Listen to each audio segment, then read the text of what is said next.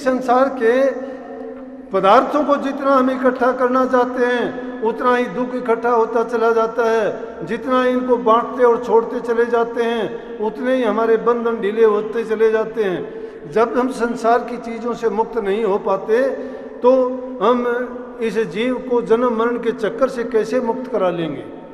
मुक्ति पहले विचारों से होगी। हमें किसी चीज़ की ज़रूरत से ज़्यादा जो संग्रह करते हैं वो चीज़ हमें दुखी करती है। जितनी ज़रूरत है अगर उतना करते भी हैं तो वो एक ज़रूरी चीज़ है, लेकिन सब चीज़ों में संतोष सबसे ज़रूरी है। परंतु इन चीज़ों का ज्ञान कहाँ मिलेगा? गुरु के उपदेश से, सत्य संगत से, नाम की कमाई करने से, अपने आप के अंदर जाने से। बाहर नहीं है। बाहर अगर ढूंढना चाहोगे तो बाहर तो इस संसार की दुकान में मैंने बताया यही सामान मिलेगा। और इन चीज़ों को देख देख के, एक को देख के दूसरा, दूसरे को देख के तीसरा, आदमी देखने से ज़्यादा करता है। लेकिन ये रस बहुत देर से आता है। भक्ति रूपी आनंद इतना जल्दी प्राप्त नहीं होता। इस आनंद को लेने में टाइम लगता है, लेकिन वो रसपान जब हम कर लेते हैं तो सदा के लिए मुक्त हो जाते हैं। परंतु कठिन परिश्रम करना पड़ता है, इसके लिए पुरुषार्थ की जरूरत पड़ती है। और पुरुषार्थ में हर चीज़ का संयम करना पड़ता है। संयम में आदमी के लिए बंधन आता है और शुरू में बंधन में बन जाना बड़ा मुश्किल और कठिन है। बुरी आदत एक बार डाल देते हैं, छुटनी बड़ी कठिन हो जाती है। अभी बैठे बैठे एक बहुत अच्छा लड़का आया, उसके पिताजी IAS अफसर शायद वो यही होंगे, इंजीनियर लड़का है, कहीं बाहर गया, बुरी संगति में बैठने के कारण शराब की बुरी आदत पड़ गई। अब इतना सुंदर लड़का है, अच्छी सेहत है, जवान है, लेकिन वो एक बुरी आदत पड़ने के कारण आदत का गुलाम बन गया। नहीं छूटती है, कोशिश करता है तो भी नहीं छूटती है। वो जानता है कि बुरी आदत है फिर भी नहीं छूटती है। क्यों नहीं छूटती है? कि उसके शरीर को ऐसी आदत पड़ गई कि जब वक्त आता है तो मांग करता है। लेकिन इस मन के लिए ये है, ये मन ऐसे नहीं रुकेगा। मन को काबू करने के लिए इससे जो ज़्यादा शक्तिशाली या ताकतवर चीज़ है उसके अधीन कर दो, मन रुक जाएगा। कैसे रुक जाएगा? इससे ताकतवर कौन है? उसको गुरु कहते हैं। उसको गुरु कहते हैं। वो गुरु नहीं है जो संसार में भेंट बना लेते हैं, गुरु के पद को प्राप्त करके अपने आप को पता नहीं क्या मानते हैं। अरे गुरु का नाम तो है गुरु हरत करत प्रकाश। यही गुरु का अर्थ है, धर्म ग्रंथ इतिहास। गुरु का मतलब ही अज्ञान को मिटा देना है। जीव तो भ्रम में पड़े हुए, उनको अज्ञान है। जो गुरु खुद भ्रम में पड़ा हुआ है, दूसरे का क्या ज्ञान मिटाएगा? आज गुरुओं की कहानी सुनते हैं, गुरु नाम की परिभाषा ही बदल दी, धर्म नाम की परिभाषा बदल दी। धर्म को उन्होंने एक व्यापार बना लिया, व्यवसायी हो गए। धर्म व्यवसाय नहीं है। धर्म तो एक सिद्धांत है, जिस सिद्धांत पर चल के जीव बुराइयों को छोड़ के अच्छाई के रास्ते पे जाता है। अच्छाई से आगे जब बढ़ता है तो इस जीव का कल्याण दिखाई देता है, मोक्ष प्राप्त होती है उसको। वो संसार के दुखों से मुक्त हो जाता है। वो नहीं चाहता, वो संसार उसको मिथ्या नजर आने लगता है और सत्य है वो उसकी आंखों के सामने, उसके दिलो दिमाग और उसके ख्यालात में एकदम प्रत्यक्ष प्रतीत हो जाता है, साक्षात्कार करता है उसका। प्रभु के दर्शन अगर करना चाहते हो वो तुम्हारे ख्यालात में ही हैं। जब जो चीज़ अंग संग हर जगह मौजूद है उसको खोजते कहाँ पे हो? उससे हमने नज़र फेर ली है, अपने विचारों को ही उनसे उल्ट मोड़ दिया है।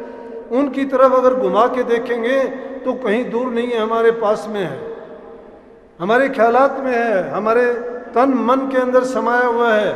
इसीलिए तो कही है कि प्रीतम को पतियाँ लिखूं, जो कोई हो परदेश, तन में मन में नैन में तिन को क्या उपदेश, तिन को क्या संदेश। किसको याद करें, किसके लिए हमें ये प्रार्थना आरतियाँ करनी पड़े? क्योंकि उसको दूर समझते हैं, इसलिए ऐसा करते हैं। पत्र उसको लिखे जाते हैं जो कहीं देश विदेश प्रदेशों में रहते हैं, जो हमारे अंग संग हर पल पल हमारे संग हैं। उनके लिए क्या कोई संदेश या पत्र थोड़ा लिखना पड़ेगा? उनको तो सिर्फ साक्षात्कार करना पड़ेगा, अनुभव करना पड़ेगा। वो अनुभव कैसे होगा? जब हम अपने विचारों को गुरु के अधीन कर देंगे। और गुरु हमें वो ज्ञान कब देगा? जब अपने आप को हम तन मन धन से अर्पण कर देंगे। गुरु को अपना तन मन धन देने का हमारा क्या प्राय है? इसका मतलब यह है कि वो चीज़ें हमारी रहेंगी, गुरु को उनकी जरूरत नहीं है। इस चीज़ से नहीं घबराना कि गुरु आपका धन ले लेगा, या गुरु आपके तन से कोई गलत काम करवाएगा, या आपके मन में कोई गलत ख्यालात पैदा कर देगा। वो गुरु के अर्पण करने का मतलब होता है कि अगर तुमने गुरु धारण करने के बाद अपने आप को पूर्ण रूप से गुरु के अधीन कर दिया है, तो समझो आप गुरु के हो गए। गुरु से पहले का जीवन जो जीते हो वो शायद आपका अपना जीवन है, वो अज्ञान का जीवन है, वो पाप का जीवन है। अज्ञान में हमने पाप भी किए हैं, बुरे कर्म भी किए हैं, जो भी किए हैं वो हमने किए हैं। लेकिन जब गुरु के अर्पण हो गए तो वो जिम्मेवारी तो अब गुरु की है, और गुरु को जब हम तन मन धन सौंप चुके हैं तो हमें कोई अधिकार नहीं रह जाता कि उन चीज़ों से कोई काम हम अपने मर्जी से करें, या जो हम सोचे जो हम चाहें वो हो। फिर तो हमें ये सोच लेना चाहिए कि ये जब गुरु की चीज़ें हैं तो हमें ये अधिकार नहीं रहा है कि हम अपनी मर्जी से कोई काम करें। तन से वो काम करो जो गुरु कहता है। गुरु जानता है हमने किस चीज़ से बुरे कर्म किए हैं, पाप कर्म किए हैं। जिसने तन से बुरे कर्म किए हैं, पाप कर्म किए हैं, जिसके कर्म का कर्जा है उसका तन से सेवा करवा के गुरु दूर करवाता है। जिसने मन से बुरा किसी का सोचा है या किसी की निंदा की है, ये मन के पाप हैं। निंदा, बुराई, चुगली, ये चीज़ें किस चीज़ से करते हैं? ये हम जबान से करते हैं, मन से करते हैं, किसी का बुरा सोचना। जब वो ऐसा करते हैं तो उनको कहते हैं कि ज़्यादा से ज़्यादा उनको अभ्यास करना चाहिए, नाम का सुमरण करना चाहिए, अपने आप को अंदर में शब्द में प्रकाश में जोड़ लेके जाना चाहिए। लेकिन जाएगा कब वो? जब गुरु के आप अर्पण हो गए, जब गुरु को ही सर्वस्व मान लिया तो आपका ध्यान भी गुरु में जम जाएगा। शास्त्रों ने इस बात को दूसरे शब्दों में इस प्रकार कह दिया है कि ध्यान मूलम गुरु मूर्ति। अगर ध्यान करोगे किसका? गुरु मूर्ति का करो। पूजा मूलम गुरु पदम, पूजा करने के लिए गुरु के पांव हैं। मंत्र मूलम गुरु वाक्यम, और गुरु के मुंह से निकला हुआ वाक्य ही मंत्र है। और मोक्ष मूलम गुरु कृपा। ये जब तीनों चीजें जीव कर लेता है तो फिर तो गुरु की कृपा उस पर हो जाती है और जीव का मोक्ष हो जाता है। तो जिसने जैसे कर्म किए होते हैं वो जितना उन चीजों से काम करता चला जाता है उसके उस पाप से बरी होता चला जाता है। गुरु की मूर्त मन में ध्यान, गुरु का वचन मंत्र कर्म मान, गुरु के ध्यान कर। स्वामी जी महाराज ने जगह जगह लिखा है गुरु महिमा में कि गुरु का ध्यान कर प्यारे, बिना इसके नहीं छूटना। नाम के रंग में रंग जा, मिले तो ही धाम नहीं जपना। लाभ और मान क्यों चाहे, पड़ेगा फिर तुझे देना। कर्म जो जो करेगा तू वही फिर भोगना भरना। कर्म जो जो करेगा तू वही फिर भोगना भरना। ये संसार की रीति है, ये बना हुआ प्रकृति का नियम है कि जो इंसान जो कर्म करता जाएगा वैसा कर्म उसको भोगना पड़ेगा। इसलिए गुरु का ध्यान कर। गुरु का ध्यान क्यों? कि गुरु हमारे लिए आदर्श है। जिसका ध्यान करोगे जो उसमें गुण है वो आप में आ जाएगा।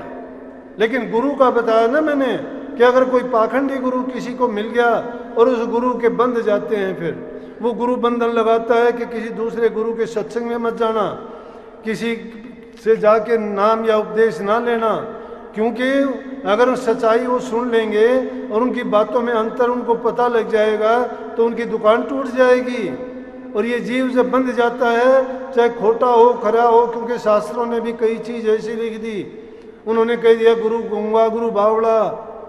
गुरु गूंगा बावड़ा तो होता ही नहीं, लेकिन अपनी अपनी समझ से कुछ का कुछ अर्थ जोड़ देते हैं। जिनको स्वार्थ सिद्धि करनी होती है वो कहते हैं कि गुरु कैसा भी हो, एक बार गुरु धारण कर लिया वो गुरु नहीं छोड़ना चाहिए। लेकिन कबीर साहब तो बहुत बुरी बात बोलते हैं। वो कहते हैं माँ मुंडूता गुरु की और जिससे भरम ना जाए। वो तो कहते इस तरह से बोलते हैं, लेख है उनका। वो कहते हैं ऐसे गुरु जिनसे भरम नहीं जाता वो गुरु कहलवाने के अधिकारी नहीं है। जिस गुरु से जीव का भरम नहीं मिटता है। इसलिए गुरु की महिमा तो बहुत है, लेकिन जब शिष्य पूर्ण रूप से गुरु को अपना मान लेता है तो गुरु भी शिष्य को अपना मान लेता है। अपना मान के देखिए ना, ऐसे अनेक उदाहरण मिलेंगे। किसने माना? शबरी ने माना था, गुरु का वचन माना उसने। गुरु का क्या वचन था? शबरी के गुरु ने क्या कहा? उसने कहा कि तू घबरा ना, बुढ़ापे की उम्र थी। कहने लगा बेटी अब मेरा अंत टाइम आ गया, मैं तो जाऊंगा। वो बेचारी रोने लगी, कहने लगी गुरुजी मेरा कौन सहारा है? मैं तो जब यहाँ भारी झाड़ी निकाल करती थी, साधुओं के लिए दातन काट के रखती थी, इनका पानी भर के रख देती थी, इनके रास्ते बुहार देती थी, और फिर भी मुझे इन्होंने धक्के दे के निकाल दिया। ये तो आपका थोड़ा सहारा था, आपके सहारे के सारे मेरी ज़िंदगी बीत रही थी, आपने मुझे संभाला, अब आप जा रहे हो, मेरा कौन सहारा? अब ये बात सोचने लायक है, जिसका कोई नहीं उसका परमात्मा है। जब सारे दुनिया के सहारे टूटते हैं, जब परमात्मा का सहारा खोजते हो, अपने इष्ट को उसके बाद में मानते हो। अगर पहले ही उसको मानना शुरू कर दो तो फिर तुम्हें वो दुख का एक हो दुख नहीं होता। पहले ही अगर उसको हम मान लें, उसी को याद रखें, तो वो दुख हमें नहीं सताते, नहीं होते, वो दुख कष्ट नहीं भोगने पड़ते। कहने लगी मेरा तो कोई सहारा नहीं। कहने लगे बेटी घबरा ना, मैं तेरे को आशीर्वाद देता हूँ, रामचंद्र जी आएंगे और वो तेरे पास आएंगे, वो आशीर्वाद देंगे, तू धन्य हो जाएगी, तेरा जीवन सफल हुआ। तेरी सेवा इतनी है कि मुझे पता है, मुझे ये दिखाई देता है कि रामचंद्र जी तेरे पास ही आएंगे। और उसके ये नहीं सोचा आजकल के तरह से कि आज अगर शिष्य को ये कह दिया जाए कि तू ये काम कर ले, तो शिष्य सोचता है कि इसमें मेरा नहीं गुरु का स्वार्थ होगा। क्यों सोचा उसने? कि शिष्य के दिल में अभी भरम है, भरम नहीं निकला है। अगर शिष्य के दिल का भरम निकल जाए तो वो सोचता है कि गुरु ने मेरे हित की बात कही है, जिस चीज़ में मेरा हित है, जिसमें मेरा फायदा होना है, जिससे मेरे कर्म काटे जाने हैं, गुरु ने मुझे वो रास्ता दिखा दिया। इसीलिए कही कि गुरु का वचन मान सब लीजिए, हानि होए तो होने दीजिए। अगर हानि होती हुई भी दिखाई देती है, होने दीजिए उसको, लेकिन गुरु का वचन मान के देखिए, परिणाम उसका हमेशा अच्छे में गुजरेगा। उसने वचन पे विश्वास किया। क्यों? कि शिष्य अगर गुरु के वचन का विश्वास ही ना करे, तो गुरु और शिष्य का नाता तो एक विश्वास का ही नाता है, और उनका कोई बंधन नहीं है, कोई किसी बाउंड पर साइन नहीं होते। आजकल के तो ये होते हैं कि शिष्य गुरु को नहीं मानते, गुरु भी अपने शिष्य को नहीं मानता, शिष्य का भी अपना स्वार्थ होता है, गुरु भी लालच में होता है। इसीलिए कही है कि गुरु लोभी शिष्य लालची दोनों खेलें दाव। वो दोनों दाव खेलते हैं, शिष्य अपना स्वार्थ देखता है, गुरु अपना लालच देखता है। तो अब बीच में डूब सिर चढ़ पत्थर की नाव, अगर ऐसा उनका नाता है तो वो दोनों के दोनों इस तरह से डूब जाते हैं जिस प्रकार से पत्थर की नाव पर अगर कोई तैरना चाहे तो पानी से पार नहीं जाती, बल्कि बीच में डूब जाती है। गुरु और शिष्य के बीच में विश्वास का नाता होता है, सच्चाई का नाता होता है, और वो ऐसा जुड़ता है, वो टूटता नहीं है।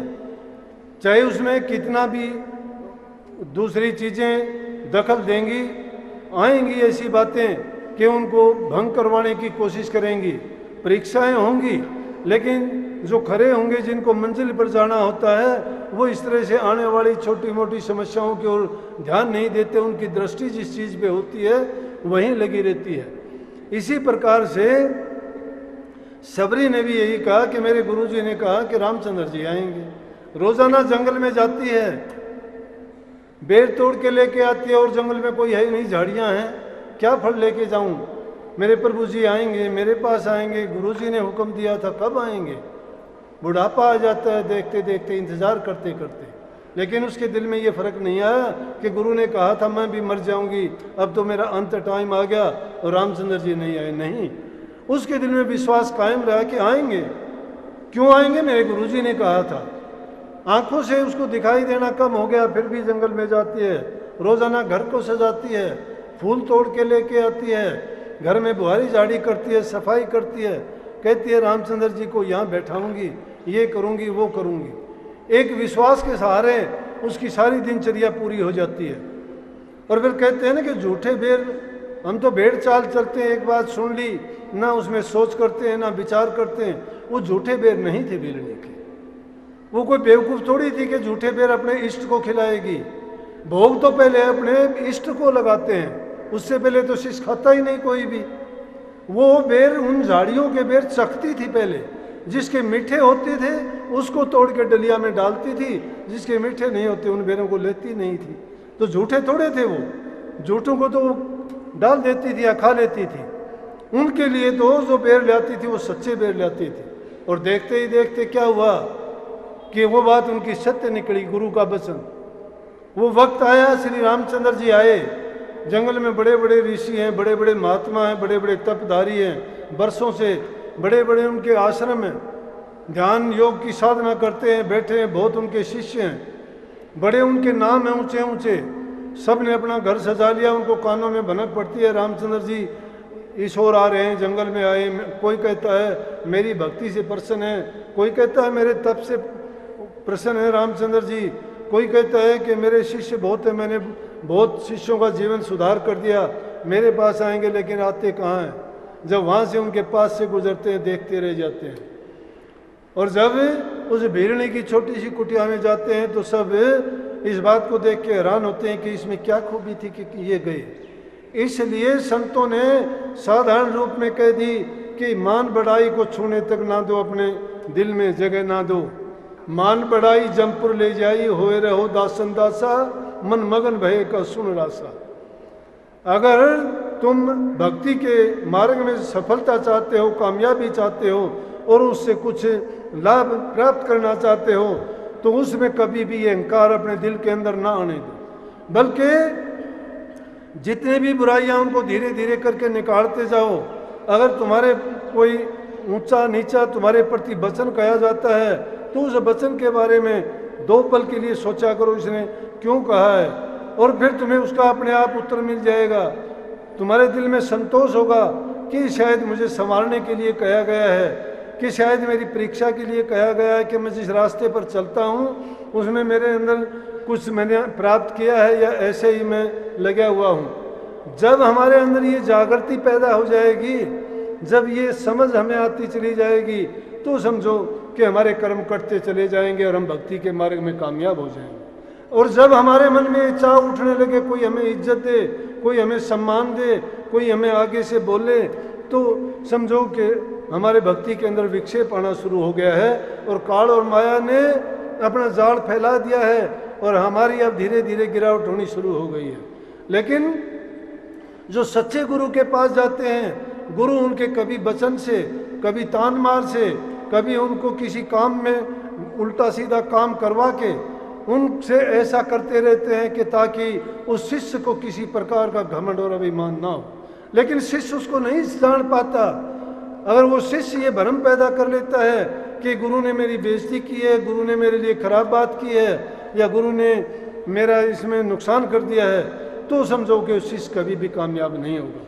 लेकिन गुरु गुरु होना चाहिए, गुरु गुरु होना चाहिए, ऐसा गुरु जिसको कोई अपना लालच ना हो, जिसको कोई अपना स्वार्थ ना हो, जो शिष्य के जीवन के संवारने के लिए और उसको जिंदगी में सफल बनाने के लिए अगर ऐसा करता है तो समझो उस गुरु का जीवन सुधार हो जाता है और वो जीवन मुक्त हो जाता है।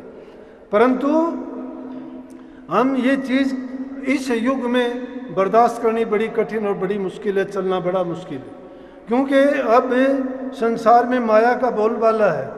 जो संसार के पदार्थ जिसके पास हो जाते हैं, ना वो परमात्मा को मानता, ना वो नाम को मानता, ना वो भक्ति को जानता है, ना सत्संग को जानता है। वो तो सब कुछ अपने आप ही बन जाता है। लेकिन अगर कोई सब पदार्थ जिसके पास हैं उसको ये मानना चाहिए कि मेरे कोई शुभ कर्म थे, अच्छे कर्म थे, कोई कृपा थी जिसके कारण मुझे ये चीज़ें प्राप्त हुई हैं, और अब अगर मैं भक्ति से और अच्छे रास्ते पर ना चल पाऊंगा या शुभ और नेक कर्म नहीं कर पाऊंगा तो आगे का मेरा जीवन बर्बाद हो जाएगा। आगे के जीवन के लिए आप कहोगे कि किसने देखा है, यही भ्रम इसे जीव से ज़्यादा पाप कर्म करवाता है, क्योंकि इसको ये लगता है कि किसने देखा है, कौन बताएगा, यहाँ तो मिलता नहीं है किसी को। लेकिन ये ज़रूर है कि जो जैसा कर्म करके आता है उसको वैसा फल मिलता है। गुरु शिष्य का हरदम हित चाहता है, इसलिए गुरु भक्ति करने के लिए संतों ने हिदायत की है कि गुरु की भक्ति करो। और गुरु की भक्ति क्या है? गुरु के दर्शन, गुरु के वचन का सुनना, गुरु की बात का विश्वास करना और गुरु के रूप का ध्यान करना ये गुरु भक्ति है। गुरु जो वचन कहता है उसको मानना ये भक्ति है। अभी कही थी कि ध्यान मूलम गुरु मूर्ति, ध्यान गुरु का करो, गुरु आदर्श है इसलिए उसका ध्यान करो। मन की वृत्तियां एकाग्र करने के लिए आदर्श चाहिए हमें कोई, तो गुरु से बढ़ के कोई आदर्श नहीं हो सकता। जिसका ध्यान करोगे, जिसमें अपना ख्याल जमाओगे, जिसमें जो गुण हैं वो गुण हमारे अंदर भी प्रकट हो जाएंगे। गुरु में कौन सा गुण है? गुरु ने भक्ति की है, नाम की कमाई की है, तो नाम के खजाने की चाबी गुरु के पास है। जो ही तुम उनके गुरु के रूप का ध्यान करोगे, मन की एकाग्रता होती चली जाएगी, पाप कर्म धुलते चले जाएंगे, हृदय के अंदर ज्ञान का प्रकाश होता चला जाएगा। इसलिए गुरु के रूप का ध्यान करना कहा है। और पूजा मूलम गुरु पदम, गुरु के चरणों की सेवा कही गई है। गुरु के चरण की सेवा का मतलब ये मत समझना कि हर इंसान को उनके पैर दबाने का मौका मिले। उनकी तरफ चरणों की तरफ अपना मस्तक जो झुका देता है, इसका मतलब है कि अपने आप को दीन अधीन मान लेना। क्योंकि चरणों को वैसे शरीर की दृष्टि से देखा जाए तो हमारे शरीर के 4 वर्ण हैं। जिस प्रकार से हमारा समाज 4 वर्णों में बांटा गया था ना, कि पहला ब्राह्मण था, दूसरा वैश्य थे, तीसरा क्षत्रिय थे और चौथा शूद्र थे। पैर हमारे शूद्र हैं, सिर हमारा ब्राह्मण है, हाथ हमारे क्षत्रिय हैं और ये बीच का शरीर हमारा जो है ये वैश्य है। सारा वाणिज्य व्यापार जो करता है वो पेट और ये अंग करते हैं। जब भी शरीर पर किसी प्रकार का कोई वार होता है या लड़ाई झगड़ा होता है या कोई भी चीज़ होगी तो हमेशा हाथ शरीर की रक्षा करते हैं, चाहे उस शरीर हाथों पर कितनी भी चोट क्यों ना लगे। अगर चोट तुम्हारे कोई सिर में लगनी होती है, हाथ सबसे पहले सिर के ऊपर जाएंगे। अगर पाँव पे लगनी होती है तो हाथ उसको उठने की कोशिश करें, क्योंकि क्षत्रिय हैं और इनका काम है तीनों अंगों की रक्षा करना। और ब्रह्म का काम है, सिर हमारा ब्राह्मण है, ब्रह्म का काम है यज्ञ हवन करना, पूजा पाठ करना, पढ़ना पढ़ाना, धार्मिक काम करना, सब ज्ञान विवेक बुद्धि विचार इसी में है। यही सोचता है, यही जो फैसले देता है वही करते हैं। बाकी खाया पिया सब पेट में जाता है। शरीर के अंगों को उनके हिस्से बांट के देना या जो भी जैसा शरीर के अंदर हम सामान भेजते हैं उसका सही उपयोग करना, ये हमारे इस अंग का काम है। लेकिन पैरों का काम क्या है? इनको नीचा माना गया, शूद्र। तो ये इस चीज़ का प्रतीक है कि सेवक को दीन अधीन होकर रहना चाहिए, उसको हमेशा पैरों की तरफ ही अपनी दृष्टि रखनी चाहिए।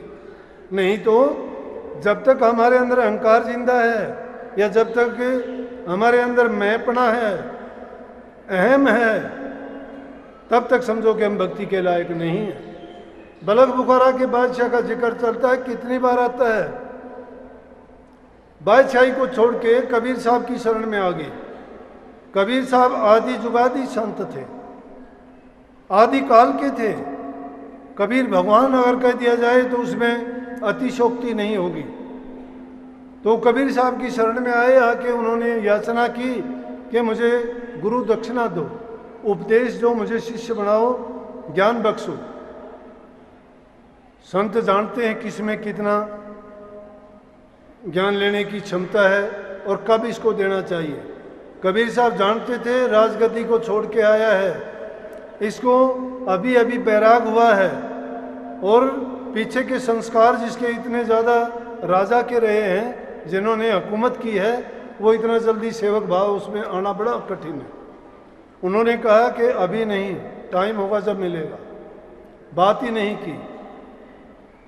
अब संतों के सत्संग में उन्होंने सुना कि सेवा करने से संतों की दया का पात्र हो जाता है जीव, प्रेम करने से ये जीव संतों की कृपा ले लेता है, उन पर मौज बख्शी जाती है। क्योंकि जब संतों की दृष्टि पड़ती है उस जीव पर, और वो कैसे होती है कि संत जब उस जीव में सोचते हैं कि इसका अहंकार, इसके लोभ लालच या कर्म जो थे, अब जो बुरे कर्म थे वो सब चले गए हैं और अब इस लायक है ये कि इसको नाम की बख्शिश की जाए। जिस प्रकार से किसान समझता है कि ज़मीन जोतने के बाद में कब बीज डालने लायक होती है, तभी बीज डालता है। तो संत तो त्रिकालदर्शी होते हैं, वो सब जानते हैं भूत भविष्य वर्तमान की।